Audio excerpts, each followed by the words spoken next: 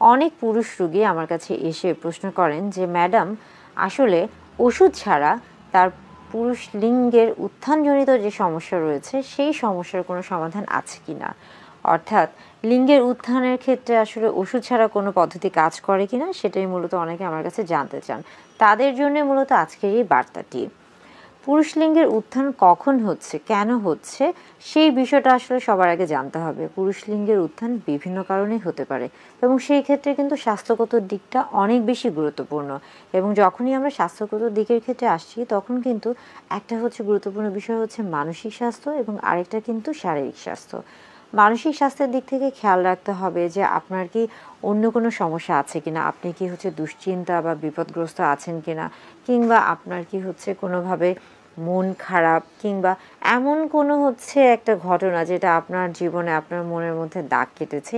এই ধরনের যদি কোনো মানসিক বিষয় থেকে থাকে যেটার সাথে আপনার হচ্ছে একটা মানসিক সম্পর্ক রয়েছে এবং যার ফলে আপনার হচ্ছে একটা শরীরে একটা বিরূপ প্রতিক্রিয়া তৈরি হচ্ছে, সেই ক্ষেত্রে কিন্তু লিঙ্গের উত্থান বা লিঙ্গ উত্থানজনিত সমস্যা হতেই পারে এবং এটা খুবই স্বাভাবিক।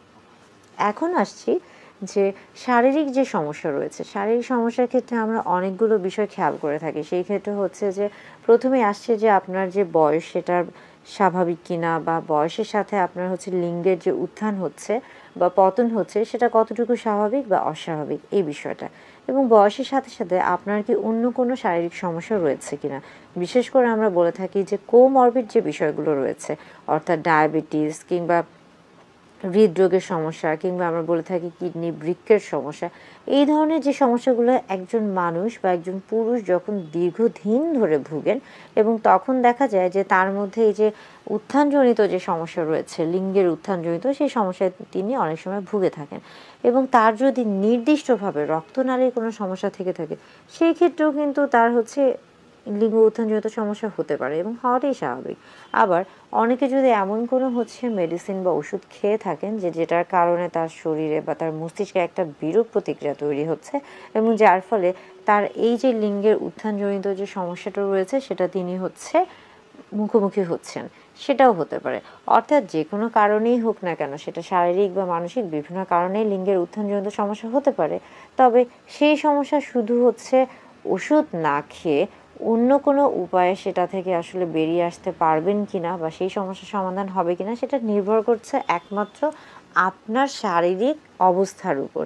যদি আপনি দেখেন যে আপনার শারীরিক কোনো সমস্যা নেই, আপনি একদম সুস্থ স্বাভাবিক, সেই ক্ষেত্রে আসলে হচ্ছে আমরা বলে থাকি যে অনেক সময় হয় মানসিক বিভিন্ন কারণে আপনার লিঙ্গের উত্থান নাই হতে পারে বা লিঙ্গের পতন খুব তাড়াতাড়ি হতে পারে। এটা খুবই স্বাভাবিক এবং এটা নিয়ে খুব বেশি দুশ্চিন্তাগ্রস্ত হওয়ার কোনো কারণ নেই। অনেক সময় যেটা হয় যে আমরা বলে থাকি যে আপনি যেটা করতে পারেন যে প্রত্যেকেরই উচিত, বিশেষ করে পুরুষদের ক্ষেত্রে প্রত্যেকেরই উচিত দৈনিক অন্তত 30 মিনিট হাঁটার বা একটা ব্যায়াম বা একটা হচ্ছে অন্য একটা এক্সারসাইজ করার। এবং সেই ক্ষেত্রে একটা নির্দিষ্ট এক্সারসাইজ রয়েছে বা ব্যায়াম রয়েছে যেটাকে আমরা বলে থাকি কেগেল এক্সারসাইজ, এবং এটা কিন্তু এই লিঙ্গের উত্থান বা হচ্ছে দ্রুত বীর্যপাত রোধে একটা গুরুত্বপূর্ণ ভূমিকা পালন করে।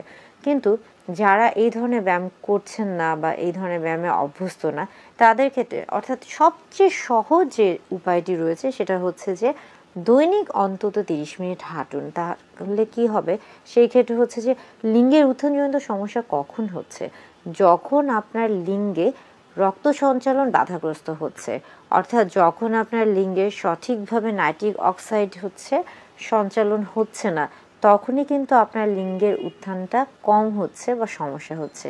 সেই ক্ষেত্রে আমরা বলে থাকি যে নাইট্রিক অক্সাইডের সঞ্চালন, রক্ত প্রবাহটাকে স্বাভাবিক রাখার জন্য, বৃদ্ধি করার জন্য আসলে হাঁটা বা ব্যায়ামের ভূমিকা অপরিসীম।